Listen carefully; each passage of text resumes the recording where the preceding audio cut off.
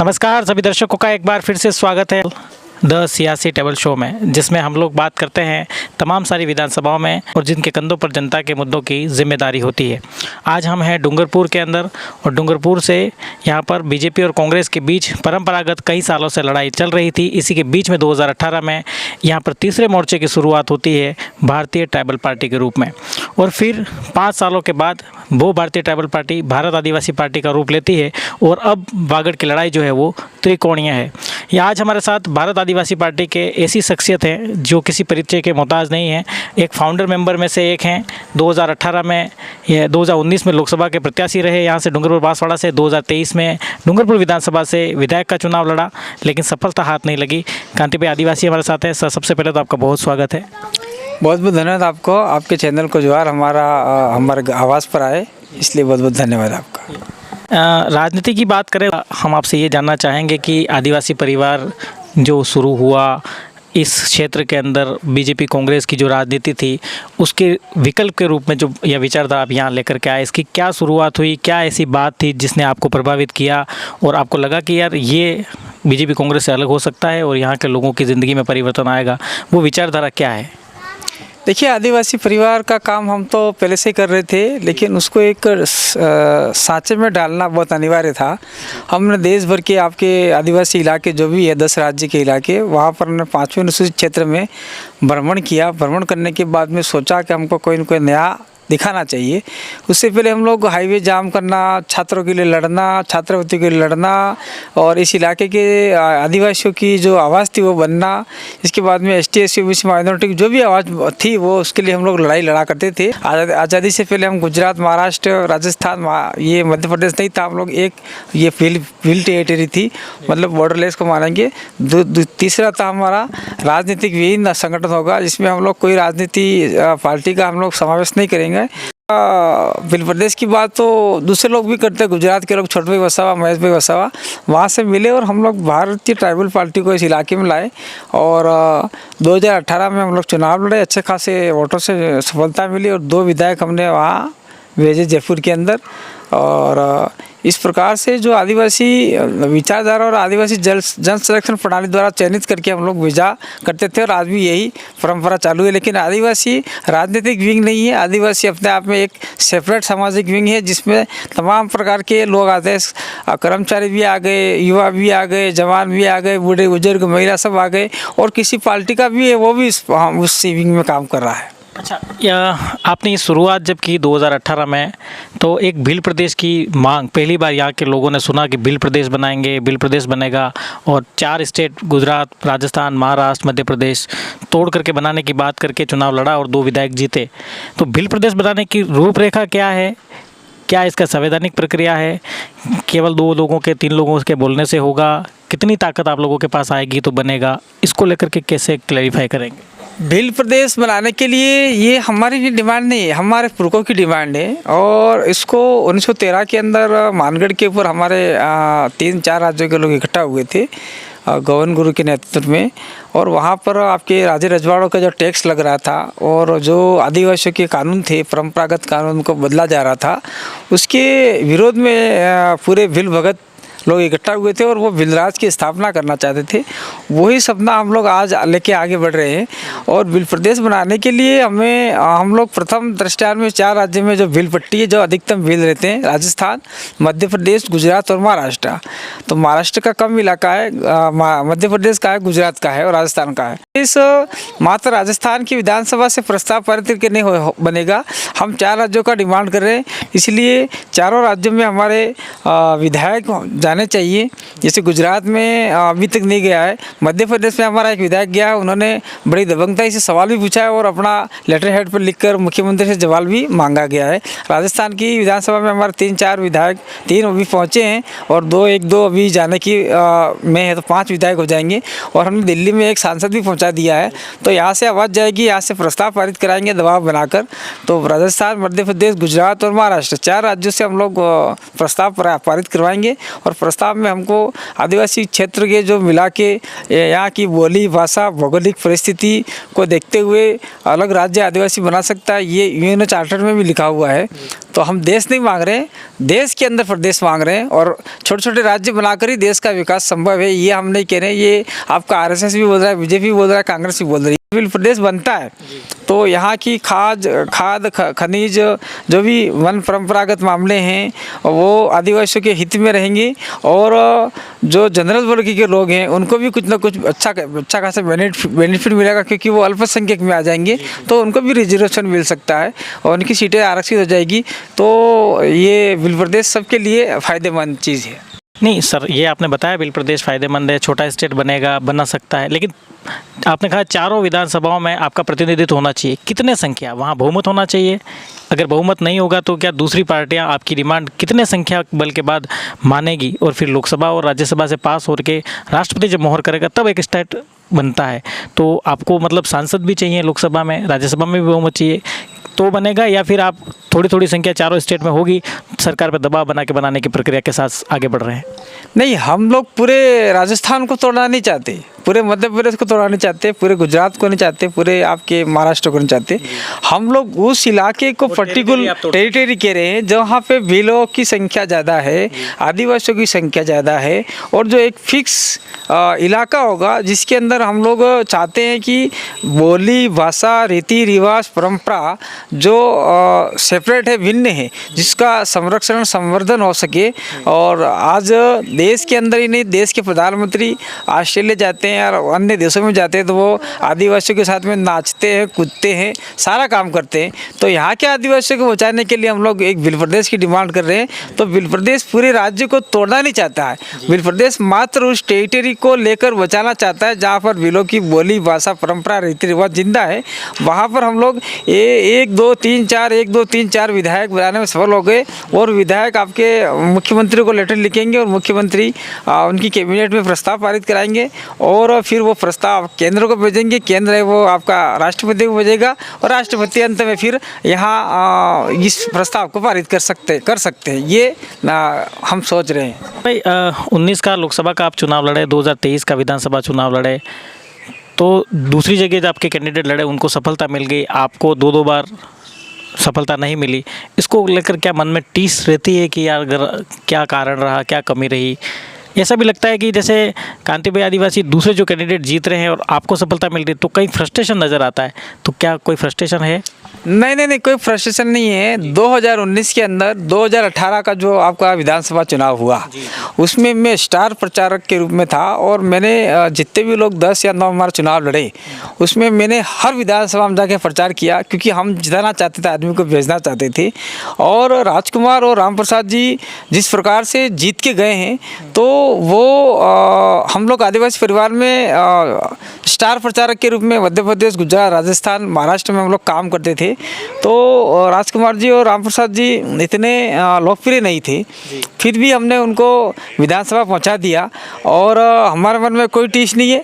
2019 का चुनाव मैं नहीं लड़ना चाह रहा था, लेकिन अचानक सभी लोगों ने कहा कि अधिकतम वोट कौन ला सकता है, जमानत जब्त नहीं ऐसा व्यक्ति कौन है। तो सब सोचा, तो मैंने कहा कि भाई मुझे सामाजिक कार्य करना है, अभी कुछ आगे तक बढ़ना है, बढ़ाना है लोगों को। फिर अंत में हमारे डूंगरपुर, बांसवाड़ा, प्रतापगढ़ और उदयपुर के लोग एक चाहते थे कि हमारा एक सांसद पहुंचे, तो सबने आके कहा कांति भाई आपको चुनाव लड़ना चाहिए, आपको बच्चा जानता है और आपको इस प्रकार से पीछे नहीं हटना चाहिए, चुनाव लड़ना चाहिए। सभी लोगों ने कहा आप लड़ो और लोगों ने छोटा मोटा तन मन धन से सहयोग किया और जो पैसा खर्च किया वहीं उनके बूथ पे किया। अपन लोग, मैंने तो किसी से 1 रुपया चंदा लिया नहीं। और जो तब उस ज़माने में जब हमारा जनजागरण मात्रा डूंगरपुर और बांसवाड़ा कुछ इलाकों में था, तब मैं 2.5 लाख वोट लाया था, 2,52,000 के आसपास। वो एक बहुत बड़ी रकम थी, बहुत बड़ा वोट था। और वो मान के चलिए कि वही वोट आज राजकुमार को जिताने में हमारे लिए काम आए। और राजकुमार, उस समय हमारा पैसा नहीं था, और जब राजकुमार जी आपके MLA रहते हुए छोटा मोटा कहीं से कुछ इकट्ठा किया और फिर भी अभी जो लोकसभा के चुनाव थे उसके अंदर अखबार टीवी का सर्वे में कांतिलाल रौत, कांति भाई आदिवासी का नाम ही नंबर 1 पे चल रहा था।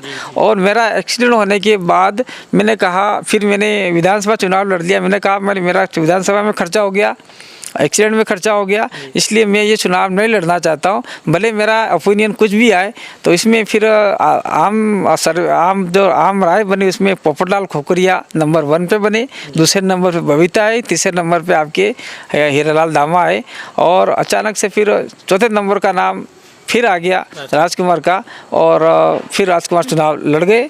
और मुझे कोई टीच नहीं है, राजकुमार को जिताना भी मेरा 100% का सहयोग है, और मेरा छोटा भाई है, ऐसा नहीं है कि मुझे कोई मलाल है। और जैसे आपने कहा ना कि आप बहुत सीनियर हैं, पार्टी के फाउंडर मेंबर हैं, आपके सामने जो छोटे बच्चे जिनको आपने खड़े किए वो जीत करके पहुंच गए, और आपको थोड़ा सा दुख ही फील होता है कि यार ये सब पहुंच रहे हैं और मैं नहीं सफलता मिले, मतलब बेचैनी है आपको विधायक बनने की? नहीं, मुझे कोई बेचैनी नहीं है। मुझे ये है कि हमें खुशी है जिस काम के लिए हम लोग ने ये काम स्टार्ट किया था, और जिस काम के लिए हमने काम स्टार्ट किया था, हम चाहते थे कि हमारे व्यक्ति और हमारी विचारधारा के व्यक्ति विधानसभा में जाकर बोले, लोकसभा में जाकर बोले।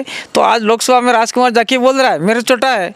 इसके बाद में आपका थावरचंद हो गया, कमलेश्वर डोडियर हो गया भोपाल के अंदर, यहाँ पे जयकृष्ण पटेल हो गया, उमेश डामोर हो गया, अभी 2 और जाने वाले हैं। ये लोग जाके बोलते हैं तो हमें दिल से खुशी होती है कि नहीं, हमारी आवाज़ तो जा रही है, और हमारे इस इलाके के पर्टिकुलर भौगोलिक परिस्थितियों की, ST SC OBC माइनॉरिटी की आवाज़, और ख़ासकर आदिवासियों की जो मूलभूत संविधान में जो दे रखा है वो लागू नहीं हुआ, उसके बारे में लोग बोलते हैं, तो हमें यहाँ से गदगद की खुशी होती है। और निश्चित रूप से आज नहीं तो कल, कल नहीं तो परसों जनता ये डिसाइड कर लेगी कि हम लोगों को डूंगरपुर की सीट भी जितानी है, और कांदी भाई आदिवासी को एक दिन यही जनता वहाँ जिता कर भेजेगी। लेकिन ये बात मैं आपको इस आज के चैनल के मार्फत से कहना चाहता हूँ, जिस प्रकार से हमने राजस्थान के अन्य इलाकों में जनजागरण किया, जैसे आपका प्रतापगढ़ है, बांसवाड़ा है, और डूंगरपुर के आपके 84 है, सागवाड़ा है, आसपुर है, जिस प्रकार से हमने जनजागरण किया, तो यहाँ जिला मुख्यालय होने के कारण यहाँ कुछ दबाव भी था कलेक्टर का, पुलिस का, तत्कालीन सरकार का और राजनेताओं का। तो हमको थोड़ा डराया धमकाया जाता था, फिर भी हमने हमारे तरीके से काम स्टार्ट किया, और 2023 के अंदर मैं चुनाव लड़ा विधानसभा का। तो 52,000 के आसपास वोट आना वो भी कोई छोटी बात नहीं, बहुत अच्छे वोट, बहुत बड़ी बात है।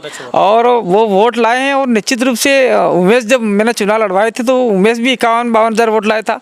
थावरचंद चुनाव लड़ाए थे, थावरचंद भी 51-52,000 वोट लाया था। जयकृष्ण पटेल भी 2nd पोजीशन रहा था, तो 3rd में वो लोग जीते। निश्चित रूप से हमारी जनता समझेगी, और थर्ड में मैं वापस दूसरी बार चुनाव 28 में लड़ोगे? 28 में फाइनल है। जब तक जीतूंगा नहीं तब तक तो मैं ही लड़ूंगा भाई, और एक बार जीत जाऊंगा इसके बाद में सबको मौका दिया जाएगा।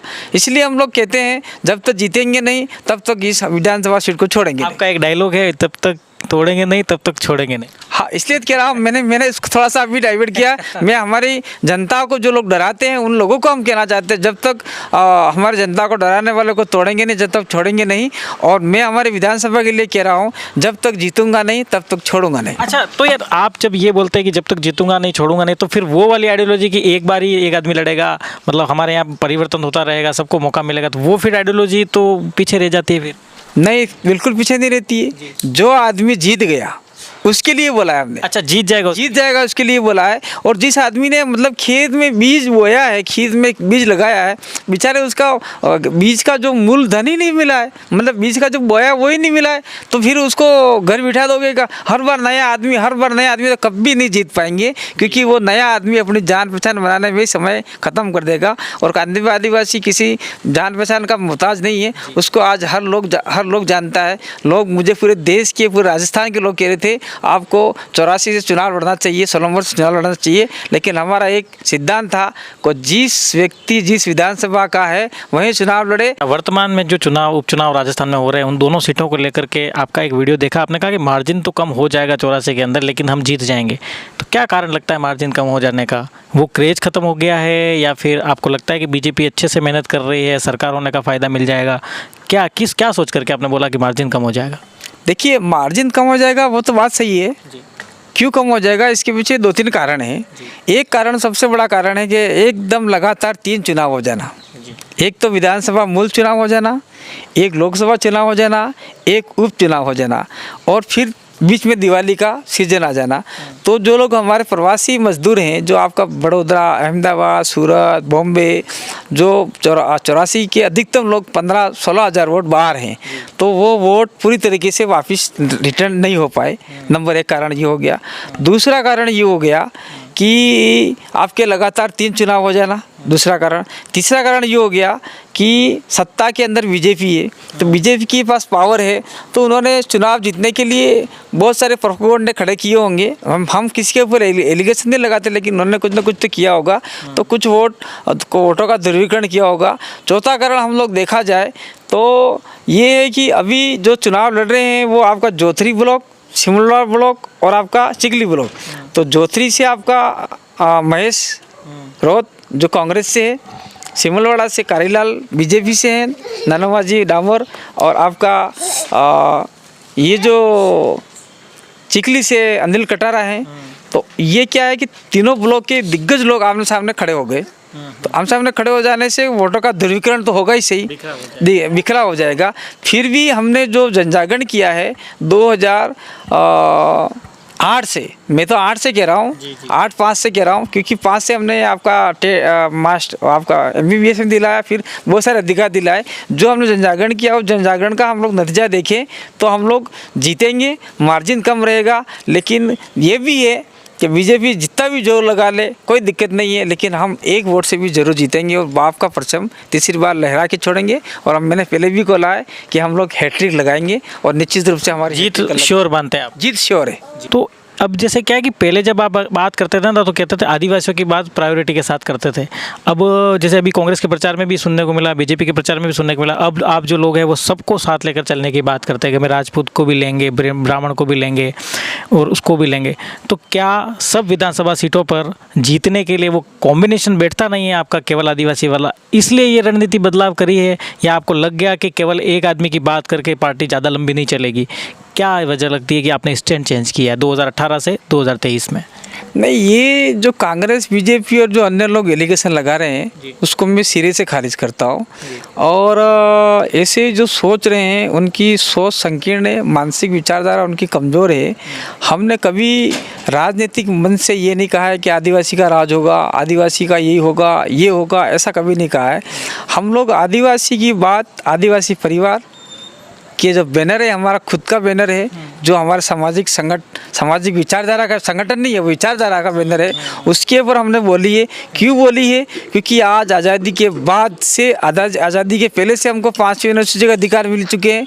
वो अधिकार आज तक कांग्रेस हो चाहे बीजेपी हो, संपूर्ण रूप से धरातल पे संपूर्ण अधिकार लागू नहीं कर पाई है।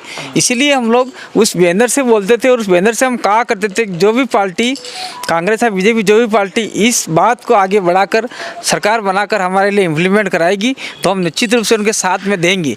और उस बैनर पे हम लोग आदिवासी की बात करते थे। जैसे ही हमने BTP का काम स्टार्ट किया, हमने ST SC OBC माइनॉरिटी, शोषित वंचित दलित वर्ग बोला। तो शोषित और वंचित में तो आपका अन्य समाज भी आ जाता है।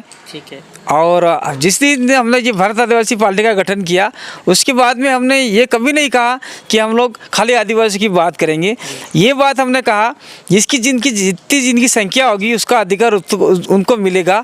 जिसे मान लीजिए आपका 100% इस इलाके में लोग रहते हैं, 100 में से 80% आपके आदिवासी हैं और 2-5% अन्य हैं और ऐसे टुकड़े में हैं, तो अधिकतम बात तो आपके आदिवासी की होगी। फिर जिनकी संख्या उतनी बात होगी, तो आप लोग जो 2% लोग हैं उनके लिए आप 1 घंटा की बात करोगे और जो आपके 80% लोग हैं उनके 5 मिनट बात करोगे, तो ये उन लोगों के लिए भी अन्याय होगा। इसलिए हमने कभी ये नहीं कहा और ये गलत बात है, पूरी तरह सिरे से खारिज करता हूँ। आप 2019 में लोकसभा का नॉमिनेशन करने पहुंचे तो आपने कलेक्टर के बाहर एक भाषण दिया कि ये जो पावर प्लांट आ रहा है बांसवाड़ा के अंदर, तो इसको नहीं चाहिए, इसको ले जाके यमुना में ले जाओ और डूब मरो वहाँ ले जाके।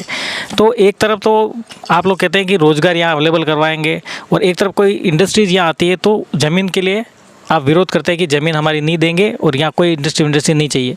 तो ये विरोधाभासी होता है कि आपको इंडस्ट्री लगा के रोज़गार भी देना है और फिर अगर लगती है तो आप कहते हो कि भूमि अधिग्रहण नहीं करने देंगे। तो क्या ये कॉन्ट्राडिक्शन हो रहा है आपके 2 स्टेटमेंट में? नहीं, कॉन्ट्राडिक्शन नहीं है। मैं तो आज भी अपने बयान पे अटल हूँ और अटल रहूँगा।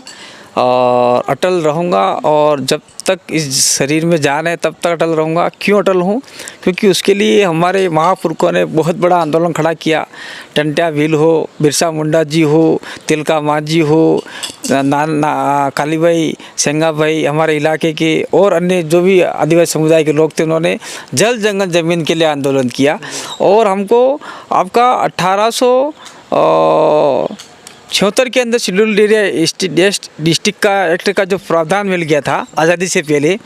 और मैंने ये कहा था मेरे लोकसभा चुनाव के अंदर कि जो पावर प्लांट आपका बांसवाड़ा में आ रहा है, उस पावर प्लांट को आप लोग यमुना में ले जाओ। बहादोसा नहीं कहा था, यमुना में ले जाओ, यमुना में ले जाओ, ताकि दिल्ली पास में, और दिल्ली पास में है क्योंकि ये दिल्ली वाला ही कर रहे हैं, दिल्ली वाले कर रहे हैं, तो यमुना के पास में ले जाके पावर प्लांट लगा दो। वहाँ पर जो भी आपका रेडिएशन होगा और उस रेडिएशन निकलने के बाद में जो गर्भवती महिलाएं होगी और आने वाली संतति होगी, वो लूली लंगड़ी बेरी होगी तो दिल्ली वालों की होगी, न कि आपकी भील प्रदेश के इलाके की होगी। और इसके अंदर होगा तो एक आदिवासी नहीं मरेगा, इसके अंदर आपका ब्राह्मण है, राजपूत है, जैन है, तमाम वर्ग के लोगों को नुकसान होगा। मैं आपके चैनल के मार्फत से कहना चाहता हूँ, जो विकसित देश हो चुके हैं विश्व के अंदर, उसमें ये न्यूक्लियर पावर प्लांट का फंडा ही नहीं है, उनको हटा दिया गया है।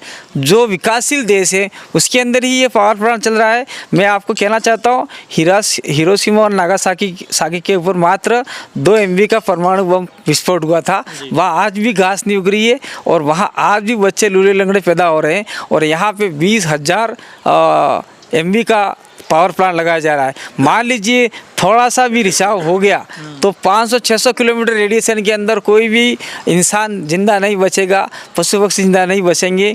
और यहाँ की जो राड़ा ठंडी होगी, और ठंडी होने के लिए वो पानी धरातल में ज़मीन में जाएगा, फिर दूसरी जगह हेडपम्प खोदेंगे या नलकूप खोदेंगे, उसमें जाएगा, तो वहाँ के लोगों को निश्चित रूप से मरना ही है। इसलिए मैं तो कहना चाह रहा हूँ, डूंगरपुर, बांसवाड़ा, उधर रतलाम, मंदसौर, प्रतापगढ़, इन सभी लोगों को लामबंद होके जो यहाँ पे पावर प्लांट लगा जा रहा है उसका खुला विरोध करना चाहिए। हो न हो, अभी केंद्र सरकार और राज्य सरकार ने आपका आनंदपुरी भुकिया के अंदर गोल्ड माइंस के लिए जगह आवंटित कर दी। दूसरी बात है आपका सलम्बर के अंदर डगा चाहे विधानसभा दरियाबाद के अंदर वो भी गोल्ड माइंस के लिए ज़मीन आवंटित कर दी। तो मैं कहना चाह रहा हूँ कि आपका जो जावर माइंस के अंदर जो सोना चांदी की जो माइंस है वो निकल रही है, उसके लिए ज़मीन निकली, तो वहाँ पे कौन से स्थानीय आदिवासियों को रोज़गार मिला? इतना सारा किसी को नहीं मिला। बाहर से आगे लोग काम कर रहे हैं। और ये तो हम तो आने वाले समय में दरियाबाद विधानसभा के अंदर जो माइंस का आवंटित हो रहा है उसके लिए हम लोग रोड से लेके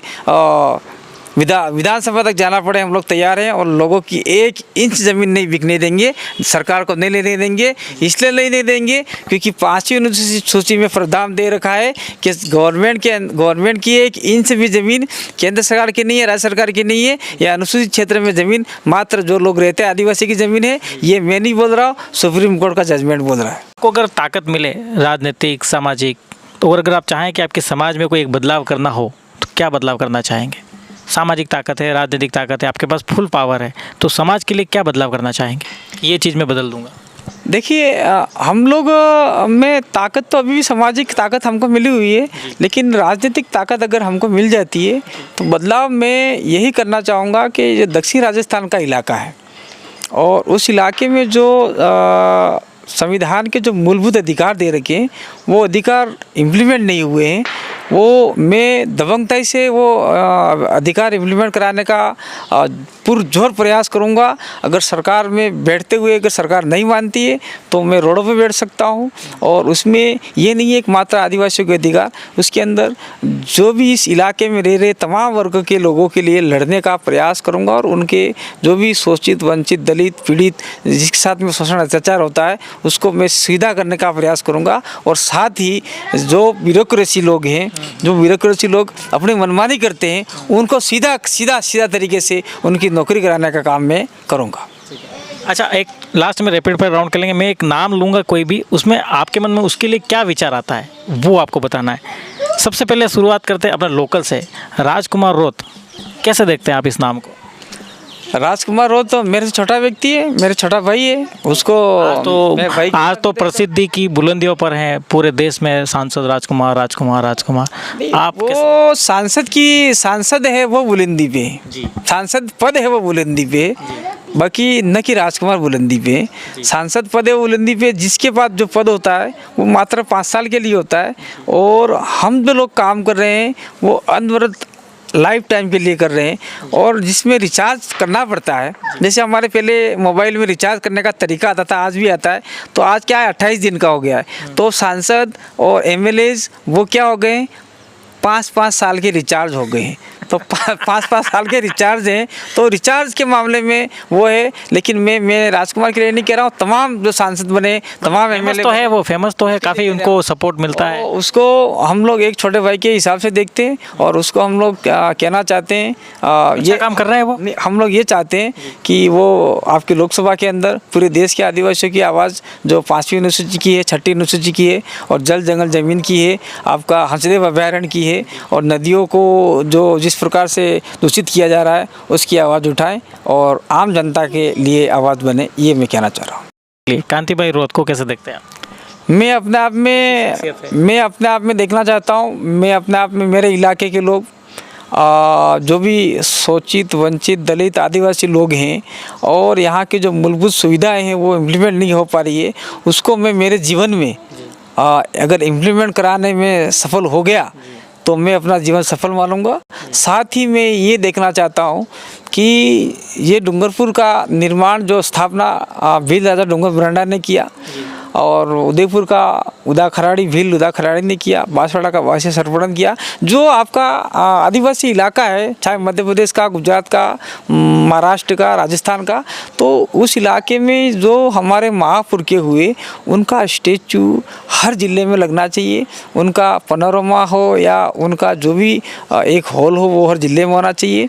और ये मैं अगर करवाने में सफल हो गया तो मैं मेरी ज़िंदगी को मैं सफल मानूंगा, और मैं हर उस व्यक्ति के लिए तत्पर खड़ा रहना चाहता हूं जो छोटी से छोटी समस्या में तड़प रहा है। अगर मैं उनके लिए एक सुई की नोक बराबर भी काम करने में सफल हो गया तो मेरा जीवन में सफल मानूंगा। मैं यही अपने आप के लिए मैं कहना चाहता हूँ।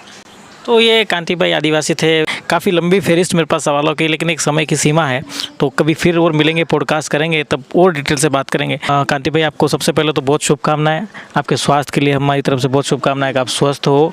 28 का चुनाव लड़ने की आपकी आकांक्षाएं हैं, अपेक्षाएं हैं, तो उसके लिए भी शुभकामनाएं। आप लड़ें, जीतें, जो काम करने की इच्छा है वो करें लोगों के लिए। और आज आपने समय दिया, इसके लिए बहुत बहुत धन्यवाद। और आपको हमारी ये आज की वीडियो कैसी लगी नीचे कमेंट ज़रूर करिए। ऐसे ही तमाम सारे राजनीतिक लोगों से मिलने के लिए वीडियो को देखते रहें, चैनल को सब्सक्राइब करें। कांति भाई, बहुत बहुत धन्यवाद आपका। धन्यवाद, जोहार।